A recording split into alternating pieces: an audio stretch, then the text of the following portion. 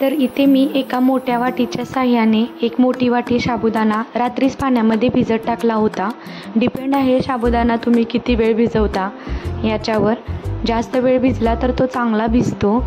हिरव्या मिरच्या, शेंगदाण्याचा कूट आणि बॉईल केलेला एक बटाटा आणि रेड चिली फ्लेक्स असे सगळे इंग्रेडियंट्स मी घेतलेले आहेत।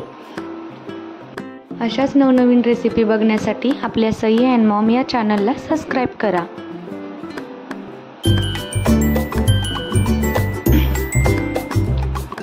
तर इथे मी कढई गरम करायला ठेवलेली आहे।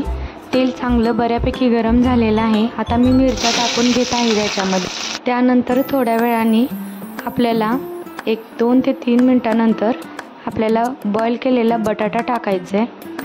बटाटा शिजवण्याची जास्त गरज नाही लागत, कारण तो आपण आधीच उकडून घेतलेला असतो। त्याच्यानंतर थोडा परतला की मी भिजवलेला साबुदाणा याच्यामध्ये टाकून घेणार आहे। बऱ्याच बायकांचा हा प्रॉब्लेम होतो की साबुदाणा कधी किचकट होतो, कधी कढईला चिटकून बसतो। तर त्यासाठीच मी ही रेसिपी तुमच्यासाठी घेऊन आलेली आहे।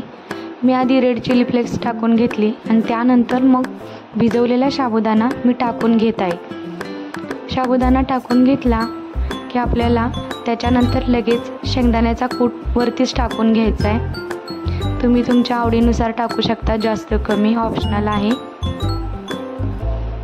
गॅसची फ्लेम पण मी लोच ठेवलेली आहे, कारण लगेच शाबू खाली लागू शकतो। चवीनुसार मी मीठ पण टाकून घेत आहे।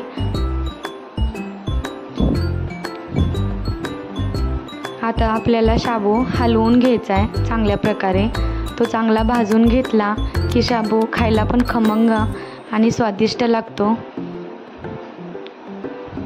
साबुदाण्याला आपल्याला सारखं हलवत राहायचं आहे, जेणेकरून तो एकसारखा चांगला भाजला गेला पाहिजे, तरच तो चवीसाठी अप्रतिम लागू शकतो। तुम्ही बघू शकता इथे मी अशा पद्धतीने हलवून घेत आहे। त्याचा कलर थोडासा चेंज झाला, ब्राऊन होईपर्यंत आपल्याला भाजायचा आहे। मी अजून थोडी रेड चिली फ्लेक्स टाकून घेत आहे।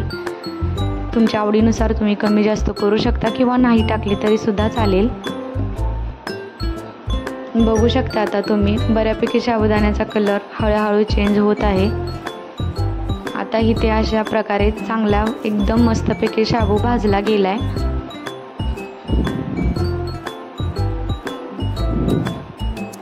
कोणाला शाबू दह्यासोबत खायला आवडतो, दुधासोबत आवडतो, कोणी लिंबू पिळून खातं। मला कमेंट करून नक्की सांगा तुम्हाला साबुदाणा कशासोबत खायला आवडतो।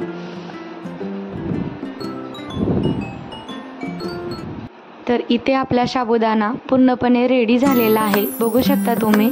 आता मी गॅस पण ऑफ करून घेणार आहे। साबुदाणा आपला तयार झालेला आहे। तर आता मी साबुदाणा एका बाउलमध्ये काढून घेणार आहे।